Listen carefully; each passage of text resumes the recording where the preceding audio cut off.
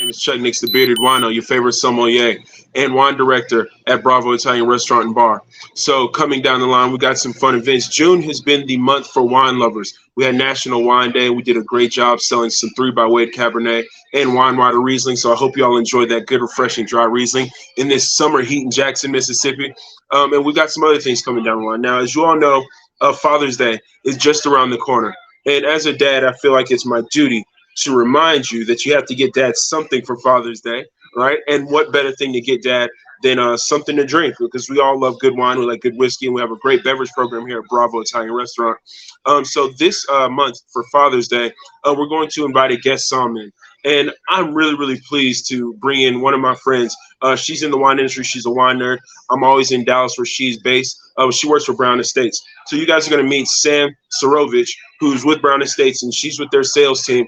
She's going to be here with us in a guest Somm capacity, working the dining room floor with me on Father's Day. So while all you dads are getting the steak and Matt's putting together a magnificent menu, we're going to pair some of those House of Brown wines, Brown Estate wines, with that menu. It's going to be a great opportunity for you to meet her, to learn more about the brands that we've been pushing really hard this last year or so. And you guys are going to get to know her with, know more about her and what Brown Estate has to offer. So thank you so much for checking in here at Bravo, buzz.com. Make sure that you go there to sign up for all events and make sure you get your name on the email list so you can be informed.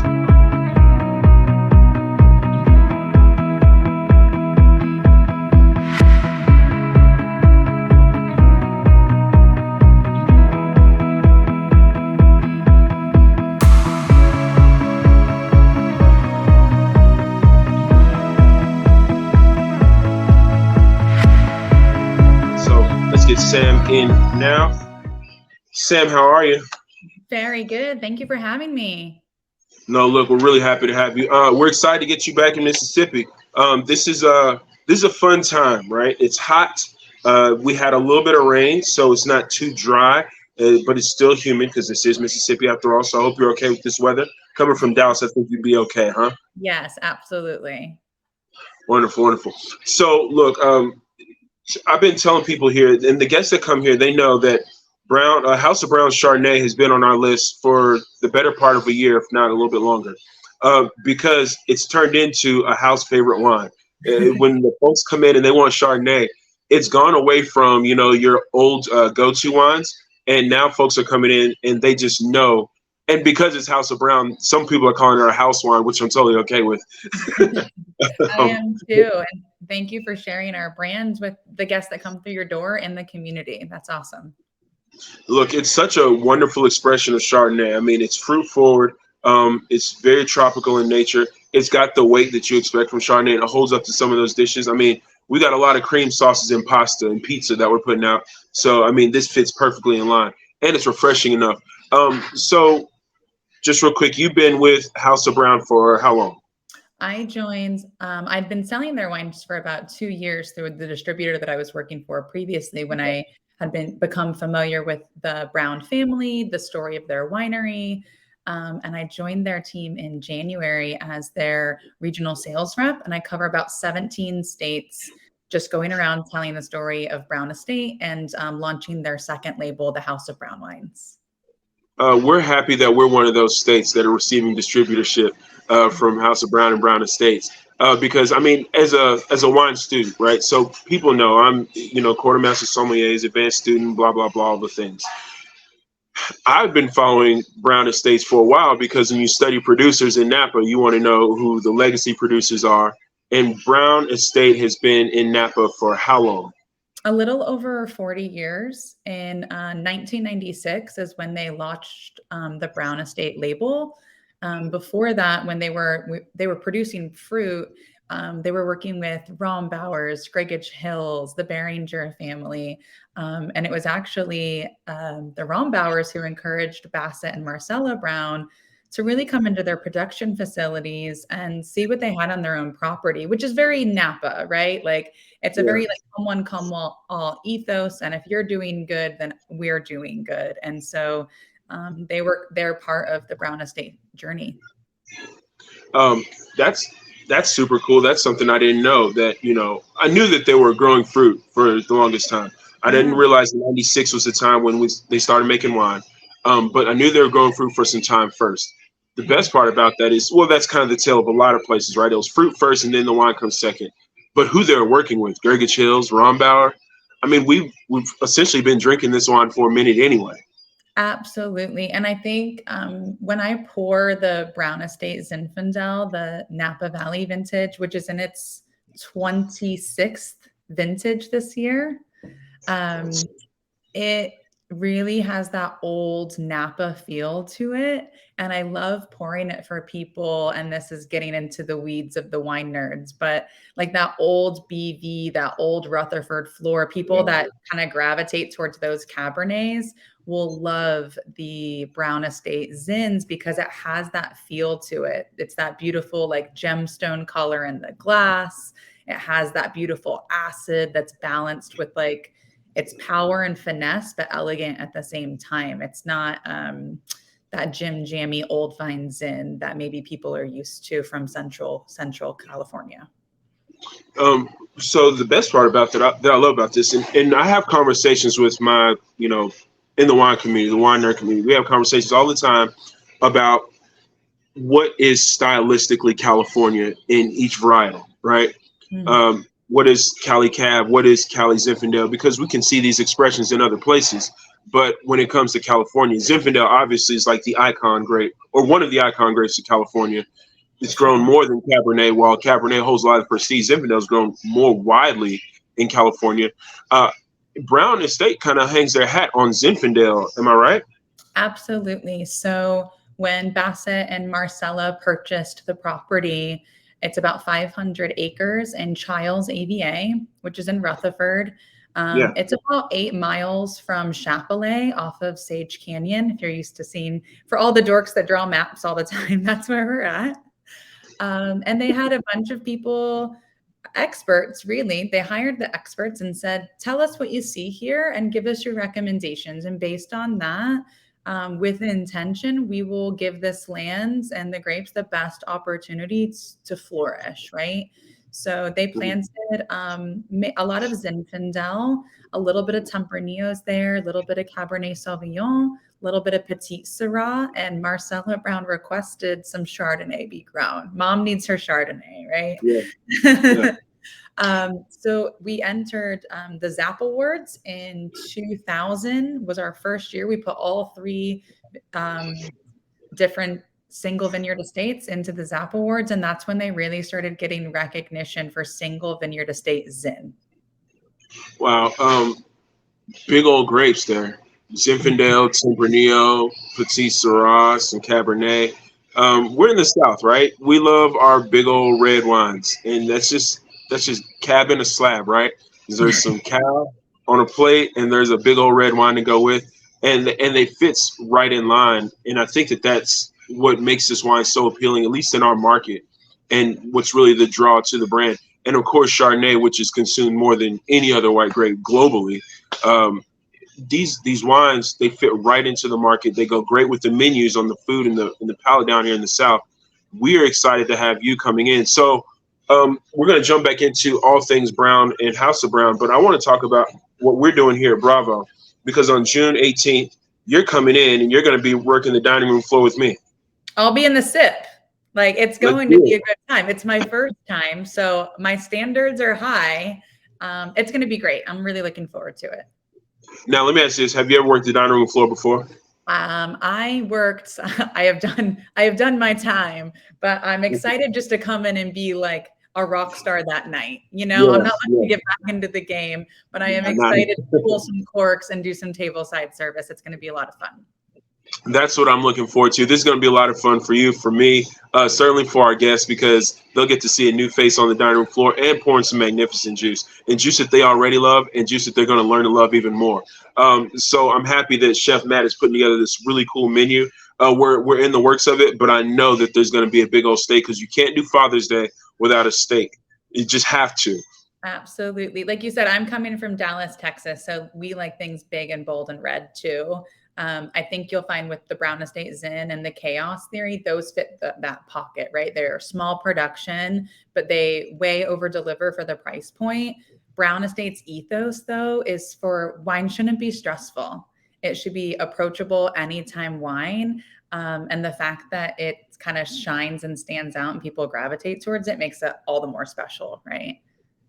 This is going to be great. And now we talk about small production, and this is cool, right? Because estate holdings for Brown Estate is not exactly small, but production per parcel is relatively small. Am I right in how I played that? Absolutely. So the estate's about 500 acres. We have right now, we did experience a little bit of fire damage during the fires. So right now, 40 acres are planted, and all the single vineyard estate fruit is poured in our tasting room at Brown Downtown, kind of in the corridor of the heart of Napa Valley. Which I can't wait. I can't believe you've never been to Napa. Like, please come out and let us treat you. My Yeah. trip is planned next year. I'm coming to see you. Yes. So this is the Brown Estate Napa Valley Zinfandel. This is the 26th bottle that we've made. This is a blend of 3 vineyards. So we make Okay. this every year, and it's meant to be an expression of kind of what Zinfandel felt like that vintage. So this is Chiles AVA, Calistoga, and St. Helena all blended together. And that's the wine that's in distribution. Now we only make 2,000 cases a harvest of that. So it's a pretty small production. Wow. Calistoga, St. Helena, and what was the third? Chiles. Charles. Okay, because that's where the winery is located. Absolutely. Yeah. I like that because it sounds y'all use some Valley Floor fruit. I love Valley Floor. Like if I'm drinking Napa, all my favorite like vineyards I drink from are like Floor, Rutherford, Oakville. It's all that Floor. But then also Calistoga, which is for this not newer style of Cabernet, but Cabernet or fruit that's still got its acid preservation to it, where it's a little bit cooler and it's not so ripe and jammy. Calistoga brings that balance right in. And I'm loving all the things that we're talking about right now. Yeah. And what I love is this is approachable in the way that people will just drink it because they like it.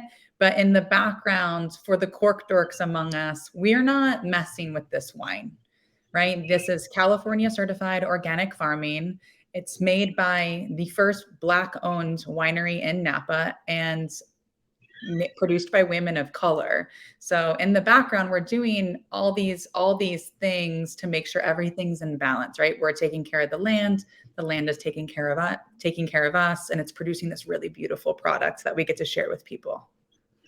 So I love it. You just hit us with that was supposed to be the mic drop at the close to the end of this, right? Okay, so we can totally do that.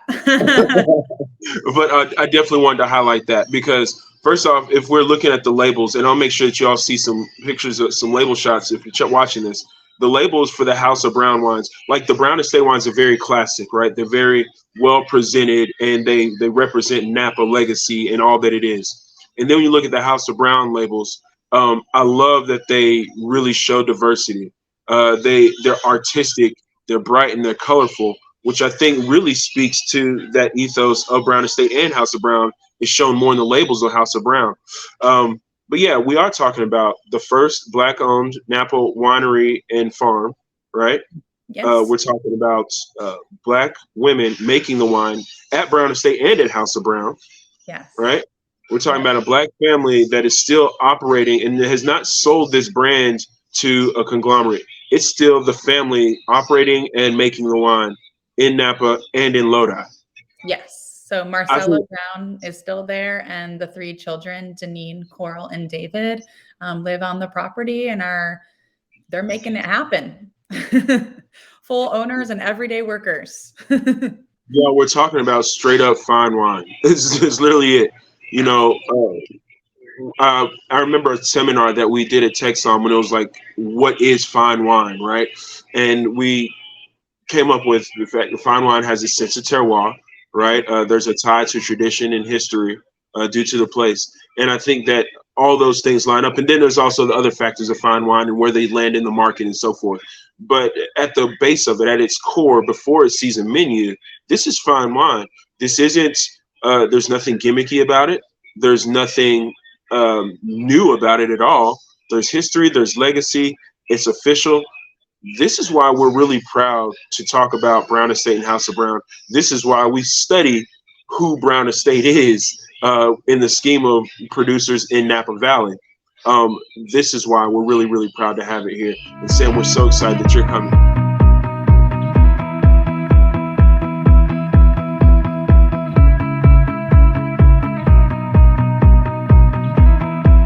All right, so let's talk about what we're going to be pouring up that night. All right, when you come here on June 18th, you're working the dining room floor with me. We're absolutely going to be pouring House of Brown Chardonnay. All right. Yes.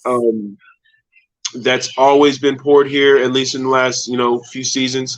A little bit about House of Brown Chardonnay. It's Lodi. It is Chardonnay. What else do we need to know? So I'll show the bottle since you did Yes. mention it. The Yes. idea behind the House of Brown second label is it should be really fun anytime wine, right? And the idea behind the collage on the bottle is like everybody should see themselves welcome in the House of Brown. It is truly a come one, come all. Maybe this is your first glass of wine, or maybe you're a more experienced wine drinker, but this is glug glug juice that you're going to put on the table and everyone's going to enjoy it, right? And the idea behind the imagery is wine words can be kind of intimidating, right? What do you mean there's pear and tobacco, right? So we wanted to put the palate and the nose in the imagery, which after COVID, I'm sure you guys experienced this. New people were coming to work a dining room floor and wine words were completely new to them. So how easy is it for them to walk into a wine cellar and be like, awesome, pears, citrus, and some floral notes. That's what's in this Chardonnay. So the technical is this was actually made with the spirit of the Brown Estate Chardonnay in mind. So the Brown Estate Chardonnay, I believe it was the 2006. Don't quote me on that. I'll have to look it up. The 2006 Brown Estate Chardonnay earned a place at the French Laundry and was poured at the White House staff dinner during the Obama administration. Not everybody can afford an $80 Chardonnay, right? So we wanted to create something that everybody could enjoy. And with that palate and nose in mind, we created what we will be pouring for Father's Day. And that is so popular. It's your house Chardonnay now. The House of Brown Chardonnay is 95% Chardonnay, 5% Vermentino. There's no malolactic fermentation and there's no oak. But, and stay with me here, we're getting into the weeds. I love it. 30% of that juice hits the lees for about 3 months, and then we blend it back together. So it gives it this beautiful balance of like crisp and snap and fresh, but also that nice mouthfeel without it being, you want another glass, right? Like that's why it's the best by the glass in the business because you're going to keep pouring through it and you want to eat with it. It's such a delicious Chardonnay. Wow. Okay. That's awesome. The best part I pulled out of that for me, I love that you said this. There's no malolactic fermentation. Correct. Yeah. And that is something that when we talk about Chardonnay, we always have to bring into the fact that there's probably malolactic fermentation, but you guys are keeping away from malolactic fermentation via temperature holding, correct? Yes. Yep. All right. And then you're going to let it sit with the lees. And that's where the weight or the rounder mouthfeel, that's where that creaminess is going to come from, is the lees aging and not from the diacetyl development from malolactic fermentation. So no buttery, no popcorn, no oaky. No. This is atypical Chardonnay that stands up to typical Chardonnay. Yeah, and it still feels like varietal correct. You still feel that in the palate. And I love that if you have a smaller wine list and you can just have one Chardonnay, this is going to be a crowd pleaser. Also, if you have a massive wine list, I always say you need one Burgundy, one buttery, and you need brown. You need the 3 Bs on your by the glass list to keep it complete. I like that a lot. All right, so we got the House of Brown Chardonnay we're going to be pouring. We got the House of Brown Rosé we're going to be pouring also because we got to have some pink juice in front of people. I know it's Father's Day, but I might just wear a pink tie just to represent that pink is okay. Yeah, real men drink pink, I say. Well, it's also so versatile though, right? I mean, absolutely. I mean, this is the best food pairing wine on the planet, right? And what I love about our rosé is it's 75% Zinfandel, because remember, Zinfandel is our heritage grape. It is at the Yep. heart of everything that we do. But it also has 20% Muscat Blanc, 5% Viognier. And it just has this acid-driven, palate-driven delivery, which I think a lot of people enjoy. You don't have to think about it. Pour it in the glass. When I'm done, pour another one. Enjoy it. Now, this rosé, do you know the residual sugar? This is dry, but it's not bone dry. Correct. I don't know it off the top of my head, but I know it's less than 1%. I want to say it's 0.63 or something tiny like that. Yeah. Okay. Yeah, I just wanted to touch base on that so folks understand that the rosé that you're getting, the way that we're going to pair this is to kind of highlight some of the fruitier notes, but this is not a bone dry rosé. This is not going to be tear your face off acid. This is going to be a very pleasant food rosé, pairable rosé. So I love it. So 90, how much Zinfandel? 70? 75% Zin, 20% Muscat Blanc, 5% Viognier. Yeah. Oh, that's fun. That's Yes. a lot of fun. I remember having this in.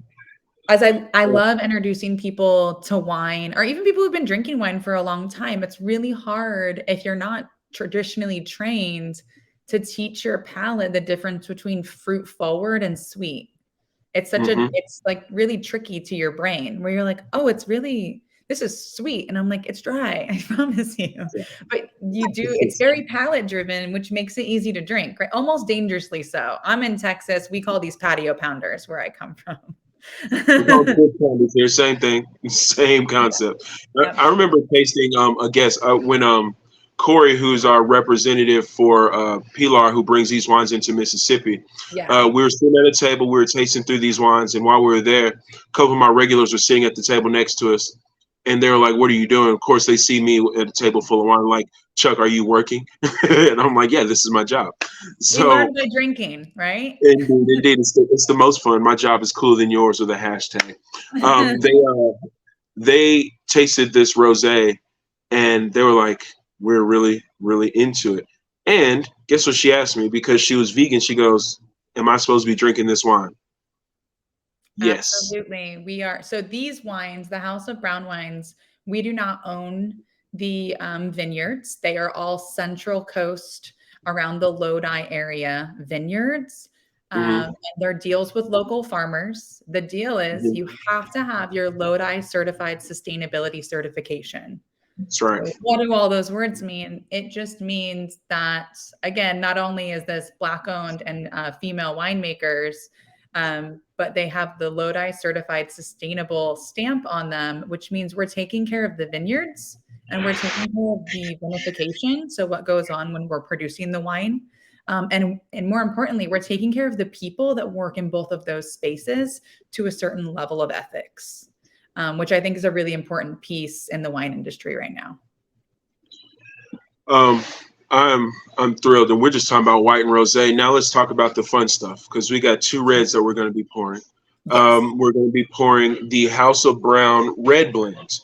Now, the red blend, it's a proprietary blend, and it changes vintage to vintage.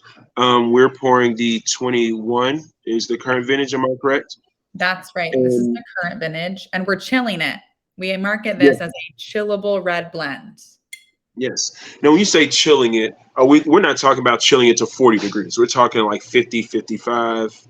I put it in with my rosés and my Chardonnays before I hit the road with it. And that's kind of how I do it at the general sales meetings with my distributors. And really, if it's in like an independent retail shop, I like it in their cold case. Okay. So the idea behind this, what is Coral has a love. Coral Brown, sibling number 2, is our director of winemaking. And she is so in love with Gamay. Gamay does not grow in the Central Coast of California. Okay. Okay. All right. So what she did, we harvest Cabernet Sauvignon at 20%, at 20 bricks, which is an early harvest. Yeah. Which means that those tannin structures and those bigger notes that we expect out of Cabernet aren't fully formed. They're still immature or aren't expressing themselves. And then it's 20% Pinot Noir. So it's 80% Cab and 20% Pinot Noir. Then we put it in a big stainless steel tank. Mm-hmm. And we put new French oak staves in there to give it that kiss of oak. So for me, this is like almost like a fruit leather, right? You get like this pomegranate pith, dark cherry, brambly fruits with like this kiss of allspice, vanilla, and star anise. And it's like, it is the number one wine that sales reps request samples for. And I'm not sure all of them are tasting clients, if you know what I mean. This is like a wine drinker's wine because it's a chillable red. And we're in the South, we barbecue, we have spices on stuff. And remember, Coral's parents are from Jamaica and Panama. So think of the cuisine that she's used to eat. Susie, who is our assistant winemaker in the day-to-day on the House of Brown Wines, is from Bolivia. So equally, think of the cuisine that she's used to, the seafood, the acid, the spice. And when you eat that kind of cuisine, you want wines that pair with those kind of bold flavors, right? That's the idea behind the red blend. So it really is a really fun, like we'll be prepping barbecue and just drinking some chillable red.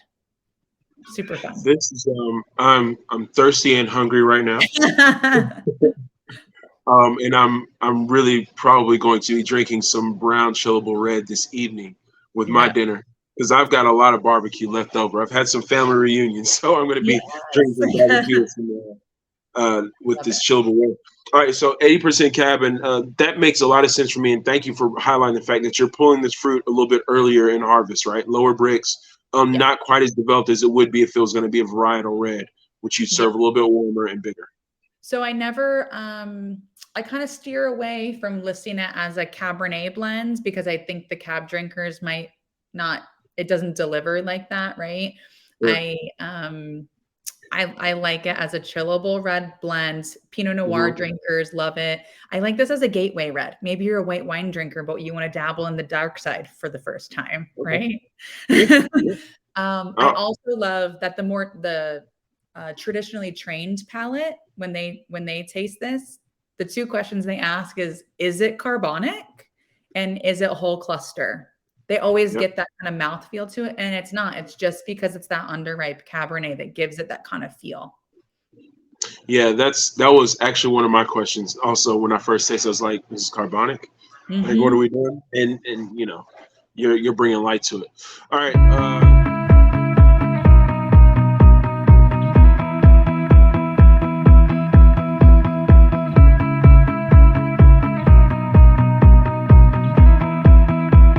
For the big steak that we're going to be serving on that day, on June 18th, when Sam's here to guest on with me on the floor, we're also going to be pouring Chaos Theory. And that's coming from Brown Estate. This is now Napa Valley, in Childs Valley, where the fruit is predominantly sourced. And where else? So this is Napa Valley AVA. The Chaos Theory, let me get rid of that. I mean, this is our tried and true. This is like our number one wine. People love this wine. It's a sexy bottle, if I can say that. When you drop this on a table, it looks good and you know you're going to enjoy it, right? Exactly. So the idea behind this is the first vintage we made was in 2004. And for those in the industry, they know about the premier Napa Valley event, right? So Napa Valley Vintners, of which the Brown Estate and the Brown family are partners with, said, hey, we would love for you to submit a barrel. So David Brown, the youngest sibling and only brother, does the day-to-day on Chaos Theory. And at Coral's direction in 2004, they submitted the first Chaos Theory, which was Cabernet Sauvignon and Zinfandel based. Again, because Zinfandel is our heritage grape in the heart of everything we do at Brown Estate. It was such a big hit at the industry event that Coral was like, well, now we have to make it and distribute it. There's no question about it, right? So it's kind of this happy accident that involved into this delicious wine. And the reason that the varietals, the grape varietals will change and the percentages will change, David kind of goes back and forth on this like love-hate of creating the Chaos Theory, because it's meant to be how he's making order out of the chaos that Mother Nature gave us in the vineyard that year. Okay. Right? So the 2021 vintage is 50% Zinfandel, 40% Primitivo, 5% Tempranillo, and 5% Petit Syrah. So I the see the Zin, chaos here. that's what's in the, it's chaotic, but I see the chaos. it adds up to, and I want to clarify, the Zinfandel and the Primitivo grow next to each other, and they are different clones. One's the California clone, as I understand it, and one is the Italian clone, right? Yeah. So their leaves are a little bit different. Their clusters grow a little bit different, and they go through variation at a different rate. But the chaos theory, when someone asks for a lush, plush Napa Valley red blend, this is hitting the target on bullseye. And again, this is very different from other red blends on the market because it is small batch, family owned, limited intervention. It really is the vineyards speaking for itself, which is fun. 5,000 cases of harvest on this wine. Yeah, this is fastly become a favorite wine here amongst my big red guys that come in, and they like other big brand Zinfandels. And I push this. I sell this on the floor almost like a Zinfandel blend, right? Mm-hmm. I understand there's Primitivo in there, and Primitivo is one of my favorite grapes to drink from. It was one of my aha grapes getting into the wine industry because it worked so well with the food that I was eating around. And which is also why this wine works so wonderfully, especially here, not just at Bravo, but in the South. So this is our big red, and that's our lineup, right? We got a Chardonnay, we got a Rosé, we got a Chillable red, and then we got your big steak red in Chaos Theory in that blend. So when you get here, we will be in dinner service. We will be rolling in Father's Day already from brunch into dinner, and we're going to be pouring these wines. Chef's going to start making these dinner features that night. And folks are going to be able to order these. Now, I want to give details to what's happening on Father's Day outside of Sam just being here. Chef Matt Mabry is going to prepare our features for the night will not be your ordinary dinner features, all right? So you're going to have a coursed out dinner features that you can order a la carte, or you can order all courses with the pairings to go with. This is all that you would have to do. There's no reservations necessary. We'd love to see you on our email list, so please go to bravobuzz.com, or you can email me at chuckin@bravobuzz.com. We'd love to have you there or to hear from you. But you're going to come in for dinner. You're going to sit down with your family, and you're going to order what you will. And if you're ordering these brown wines, myself or Sam, we're going to stop by the table. Thank you for joining us. Thank you for supporting us. And we're going to just have a talk with you about what's in your glass, and wish you a happy Father's Day, and thank you for coming to Bravo. So that's what we're doing. Now, let's talk about the team. We already mentioned that this is a family-owned winery, and we said that the family's still running it. So mom's in charge. Yes, it's equal parts. So Marcella Brown is still there, Deneen Brown, Coral Brown, and David Brown, all equal ownership. Mm-hmm. Coral, Deneen, and David, those are the children? The siblings, yep. Those are the kids. And they're running the projects in Napa and in Lodi. Yes. Yep. So Deneen kind of does the business and operations. Coral's the director of winemaking. And David does the day-to-day and all the Brown estate and everything on the property. I think this is great. What a family affair. So look, we've got family wine. We want you to bring your family to Bravo.